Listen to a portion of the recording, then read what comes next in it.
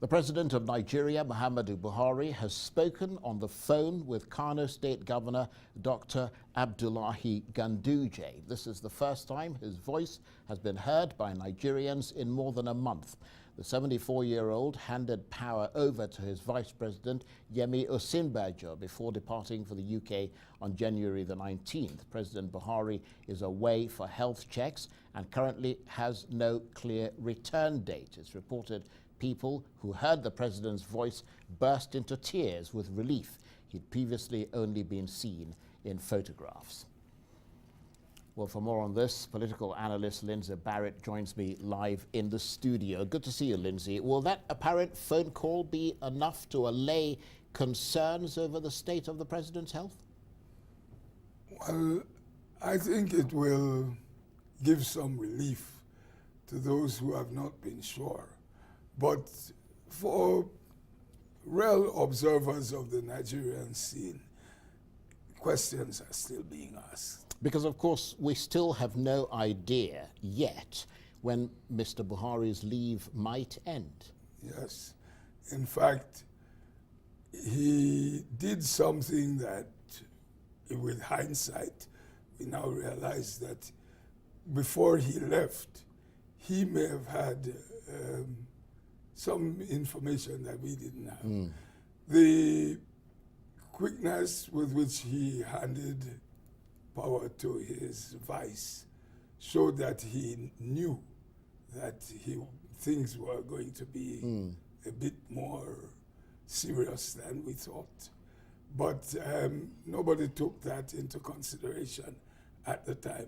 Now that his promised 10-day leave has turned into more than a month, and people realize that, yes, the president had serious problems and knew of it. But I think that was also a good sign that although his aides didn't come out and say the president was very ill or the president had more serious problems than we thought, he took the decision to give his vice the go-ahead to act in his stead. How much turmoil is the Nigerian presidency in as a result of Mr. Buhari's continued absence and following on what you just said? I mean, I understand the presidential house is divided right down the middle. Well, I don't have any information on the extent of the division, but certainly the actions taken in the early days after the president went on leave seemed to show that some members of his team were not aware that he could stay away this long. And as a result, Nigerians have been given the impression that there is a division, that there are those who knew something and those who didn't. Right. But it's, you know, this is not the first time Nigeria has gone through this. In the military era, then military President Babangida went off with a leg problem and disappeared for over a month. We know the Yaradua situation. Yeah, but that is actually what worries people, because that more recent event that eventually led to the death of a president with the same kind of, fog of information is what concerns people. So to use the words of one analyst writing in Thisday newspaper, you have an absentee president trying to remain relevant and an acting president putting up appearances and trying not to be seen as too ambitious. You know, the media has the duty of echoing what the public are thinking. So I think that's what we are seeing. Right. Nigerians are a bit confused because they were not told. Well, that's the question I was going to ask you. Where should the Nigerian people stand? I mean, should they continue to pretend that everything is normal? I think they should continue to be Nigerians. And that is to say, whatever is the condition that the president is in, we stand firm behind the belief that governance continues. Right. Now, just for the benefit of our international viewers who may not be that familiar with Nigerian politicians, what do we know about Yemi Osibanjo, who is now acting president? Well, we know that he is a law professor with a reputation for probity and good sense. But we also know that he came in under the appearance of being a surrogate for a bigger leader from his region.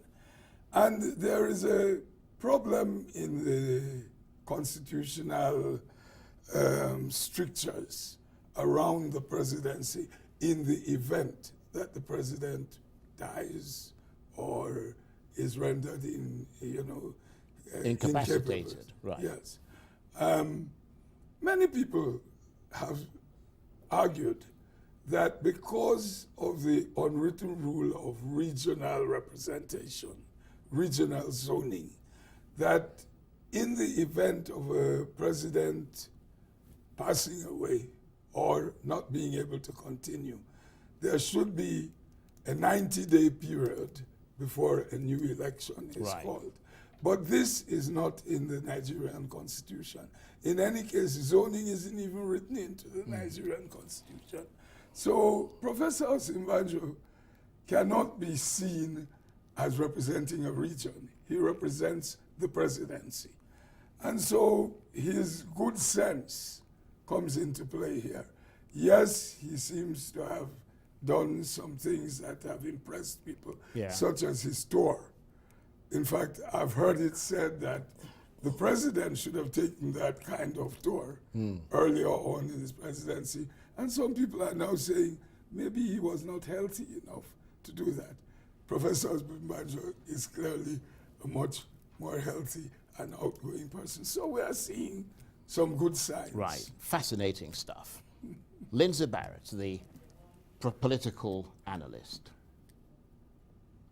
Now, here in Nigeria, still in Nigeria, changes to the foreign exchange regime are beginning to have an impact, with the Naira extending its gains on the parallel market. It appreciated by 14 Naira to 501 to the dollar. That was stronger than the 515 the previous day and 525 on Monday. Foreign currency speculators are said to be rushing to sell.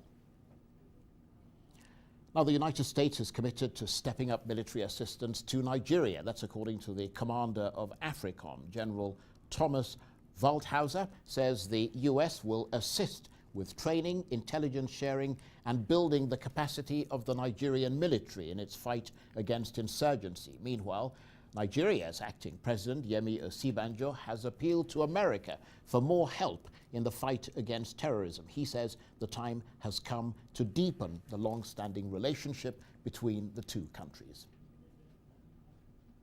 Now, elsewhere in the country, 2 people have been kidnapped while working at an archaeological site in southern Kaduna. Security officials confirmed 2 German men had been working at the site in Genjela village for more than 10 years and had been assigned security personnel because of a spate of kidnappings in the area. Residents said 2 women, also thought to be German, were with the men when they were attacked.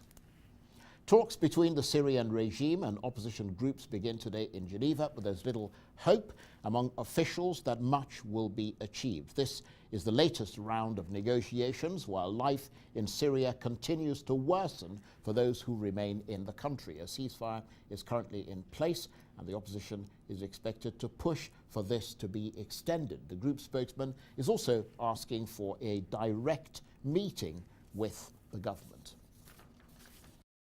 We want to see real seriousness at the negotiation table. Therefore, we are calling for direct negotiations to save time. Because every day, that is costly to us, costs the Syrians in lives, in hunger and in siege. In truth, it's a crime not seen in the history of humanity, but it's happening today in Syria.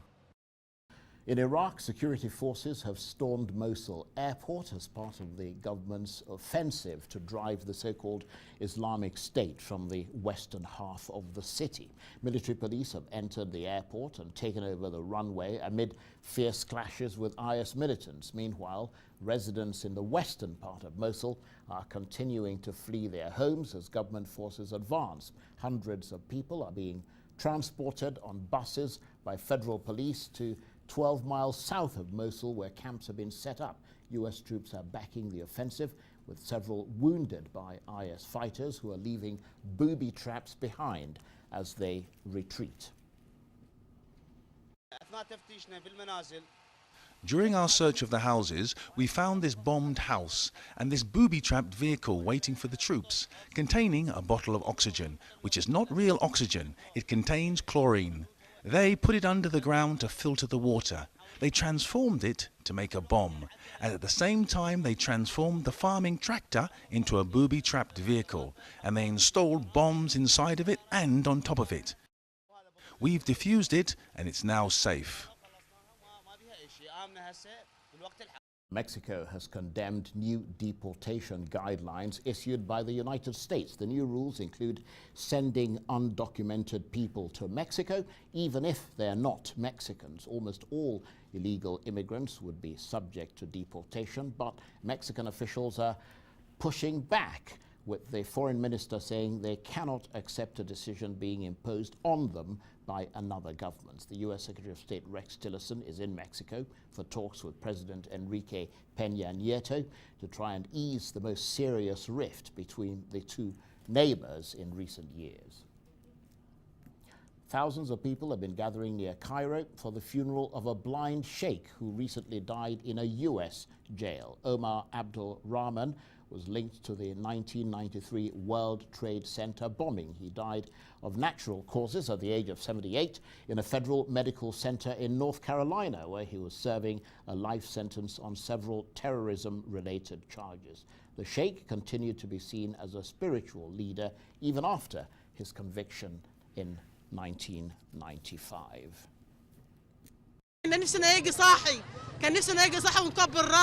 We would have loved him to come back while he was still alive, so we could kiss his head and feet.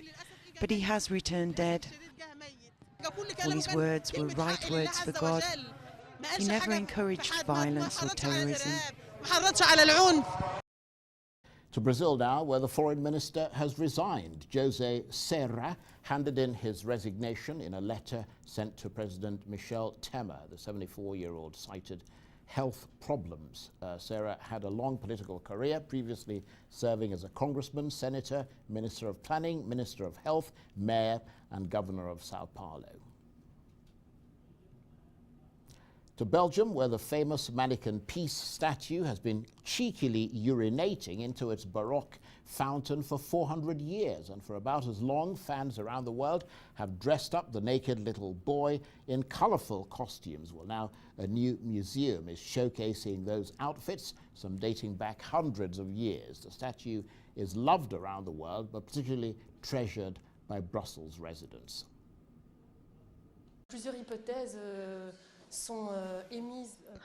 Several assumptions are made by historians, but we will never have the end of the story. But probably because Mannequin Peace, by his little sneering air, allowed the Brussels people to gently mock authority. The Brussels people are very fond of self-deprecation and do not take themselves seriously, so it is perhaps there that we must find the origin of this choice of Mannequin Peace as a symbolic portrayal of the people of Brussels. Time for a short break, but plenty more to come.